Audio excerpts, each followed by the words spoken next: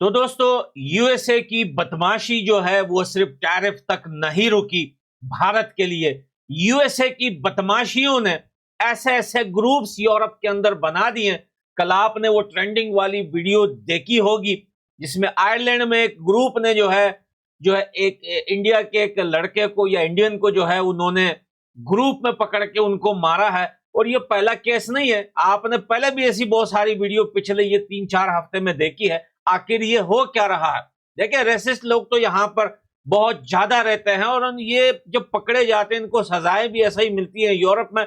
लेकिन ये जो ग्रुप्स होते हैं ना, ये सब पेड होते हैं, इनको पीछे से पैसे दिए जाते हैं। अब भारत को हर तरफ से जो है ट्रंप चाचा सताने की कोशिश कर रहा है, लेकिन ट्रंप इतना बेइज्जत हो चुका है पूरी दुनिया के आगे। भारत ने इतना नंगा कर दिया है डोनाल्ड ट्रंप को कि अब भैया डोनाल्ड ट्रंप बस ये करने को रह गया है कि वो हाथ और पांव पकड़ के नरेंद्र मोदी जी के कि यार मैं आपके हाथ और पांव पड़ता हूं, बस यार जो मैं कह रहा हूं वो कर ले, उसके बाद जो तुम चाहोगे वो मैं करूंगा। लेकिन भारत ने इतना एक्सपोज कर दिया है डोनाल्ड ट्रंप को कि अब डोनाल्ड ट्रंप बेचारा आकर अपनी बातें पूरी नहीं कर सकता। आपने वो क्लिप देखी होगी कि जिसमें डोनाल्ड ट्रंप से पूछा जा रहा है कि भैया सिर्फ भारत थोड़ी खरीद रहा है रशिया से ऑयल, आप और यूएसए क्या क्या खरीदता है जो है भारत से। अगर नहीं देखी, पहले ये क्लिप देके फिर करते हैं बात। President,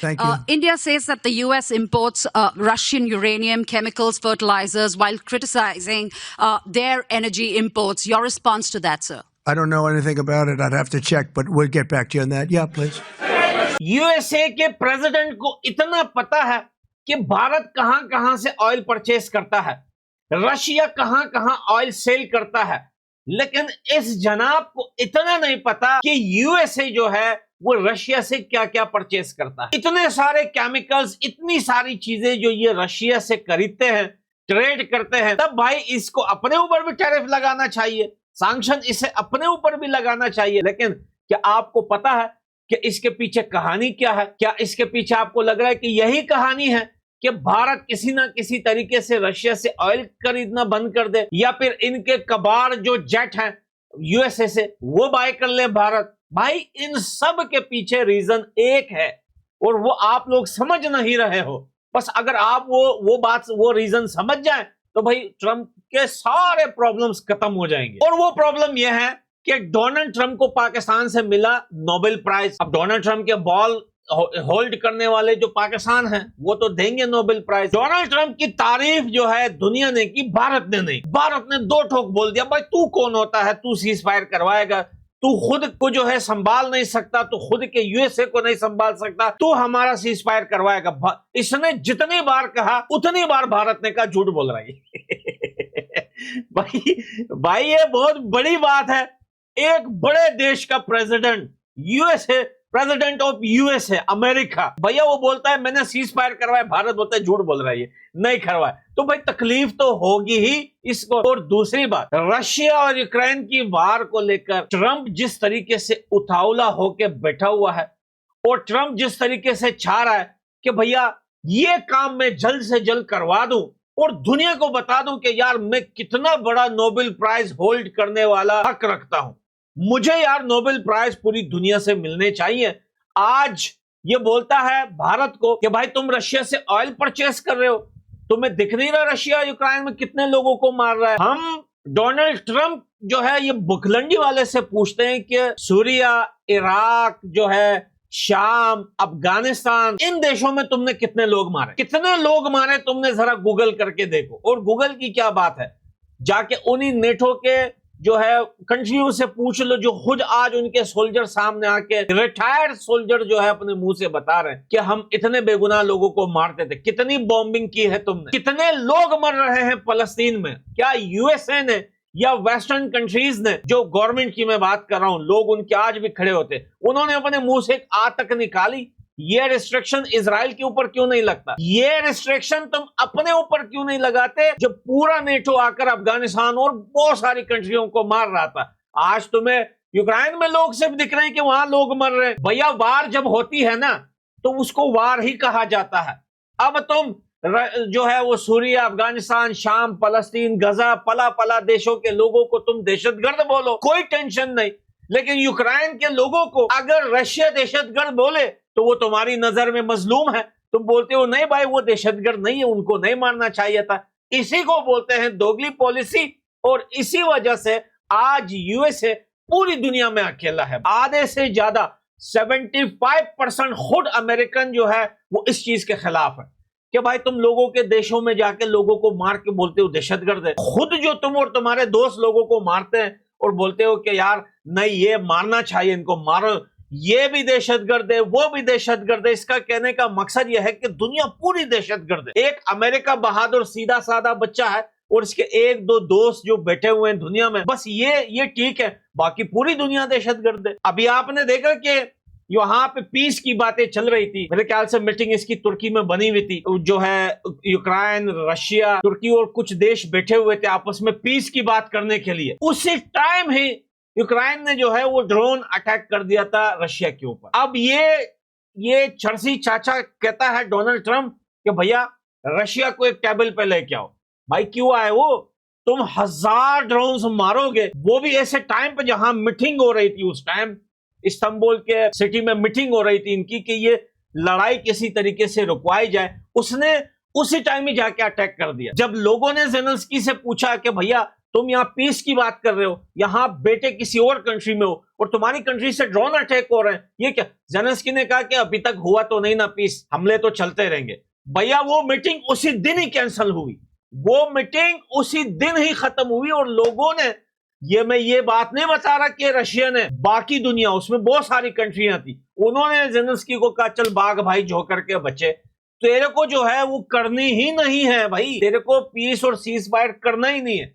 अच्छा है तेरे को रशिया मार रहा है और मारो साले को। सब ने उसको भगा दिया, मीटिंग कैंसिल हुई इस्तांबुल के अंदर और लोगों ने कहा कि मारो साले को। तो ये जानबूझ के इन्होंने ये मैटर बनाया हुआ है। ज़ेलेंस्की जो है वो वार चाहता है, वो सीज फायर नहीं चाहता।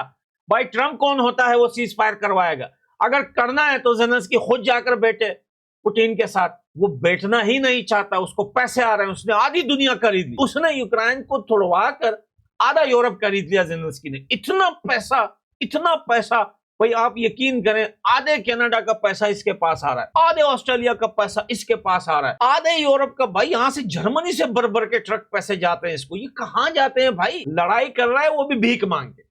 और अमेरिका बहादुर बोलता है कि भारत को जो है वो ऑयल नहीं खरीदना चाहिए और भारत को जोर जबरदस्ती जाके पुतिन को लेके आना चाहिए, और ताकि वो आके डोनाल्ड ट्रंप को बोले कि भैया डोनाल्ड ट्रंप भाई जो है मेरा नाम पुतिन है और मैं आपसे माफी मांगता हूं, आइए आप हमारा सीज फायर करवाइए, हम आपके गले में लोलो वाला हार डलवा देंगे। ये हुतिये का बच्चा, ये डोनाल्ड ट्रंप ये चाहता है, लेकिन इसका दिमाग वाकई में खराब है।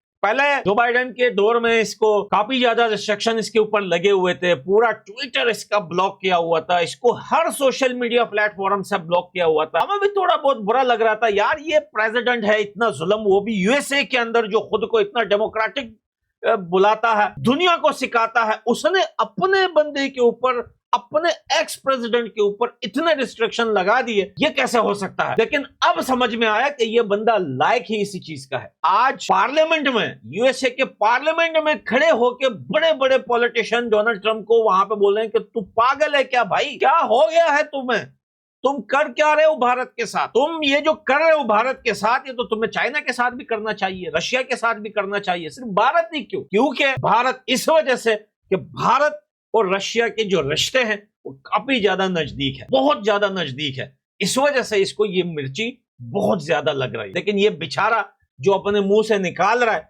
5 मिनट के बाद इसको खुद भी याद नहीं होता मैंने क्या बोला है। इतना एक्सपोज कर दिया है भारत ने यूएसए को, दोस्तों इतना एक्सपोज कर दिया है कि दुनिया में जो थोड़ी बहुत आटे की नाक बना के रखी हुई थी वो भी खट गई, वो नाक भी गिर गई, इतना एक्सपोज हो चुका है यूएसए। वेल डन, भारत अपने बात पे डटा हुआ है। और रशिया, मैं कहता हूं रशिया को आखिरी कतरे तक मारना चाहिए, यूक्रेन नहीं छोड़ना चाहिए भाई। वो खुद नहीं करना चाहता सीज फायर, अगर करना चाहता तो इस्तांबुल में जो मीटिंग बनी थी उसी टाइम ही उसने ड्रोन चला दिए, रशिया में कितने जहाज उनके बर्बाद कर दिए। तो भाई जो बंदा सीज फायर चाहता है, ये ऑपरेशन थोड़े दिनों के लिए रुकवा लेता, जब वो मीटिंग हो जाती बाद में कर, उसी टाइम वहां मीटिंग बैठी हुई है, वहां उसने ड्रोन हमले कर दिए। ये पूरा एक गेम है। और ये जो आयरलैंड में इंडियन को मारा है या बाकी देशों में जो मारा जा रहा है, ये सारे डोनाल्ड ट्रंप के पाले हुए कुत्ते हैं। उन्होंने यूरोप में ऐसे बहुत सारे ग्रुप्स हैं, बहुत सारे ऐसे जो है वो गैंग्स हैं, उनको पैसे दिए कि भाई जा इंडियन देखे मारो उनको, उनके साथ लड़ो, उनको भगाओ, जो मुंह में आए वो भगो। तो भाई ये पूरा गेम प्लानिंग, मैं आपको इस मसले से 1 महीने पहले मैंने आपको समझाया था ये चीज होने वाली है, ये चीज होगी। अभी आप देखिए यूएसए, भारत यूएसए का इतना बड़ा दुश्मन है भी नहीं, बड़े बड़े दुश्मनों को छोड़ के भारत के उसके पीछे पड़ गया, नहीं भाई तुझे नहीं छोड़ूंगा। अरे भाई जिससे तेरी दुश्मनी है उससे तेरी पट रही है, जिससे तेरी दुश्मनी नहीं है, जो सिर्फ तेरे दुश्मन का दोस्त है, वहां पे आके तू बदमाशियां कर रहा है, वहां पे तेरी हवा जो है वो टाइट हो रही है। तो भाई ये सारा गेम इसी बात का है कि डोनाल्ड ट्रंप एक नोबेल प्राइज और लेना चाहता है यूक्रेन और रशिया से, और दुनिया में बताना चाहता है कि मैं जो है शांति का कबूतर हूं उड़ने वाला, मैं अब सीज फायर करवाऊंगा। सीज फायर होना ही नहीं चाहिए भाई। मैं कहता हूं रशिया तब तक मारे जब तक आखिरी गोली बची हो बंदूक में, तब तक रशिया मारे, छोड़े नहीं सालों को।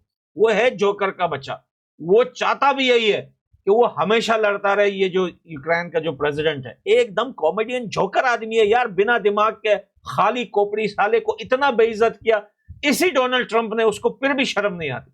तो दोस्तों अपना ओपिनियन कमेंट बॉक्स में जरूर लिखना। मैं मिलता हूं अगली वीडियो में, बाय बाय।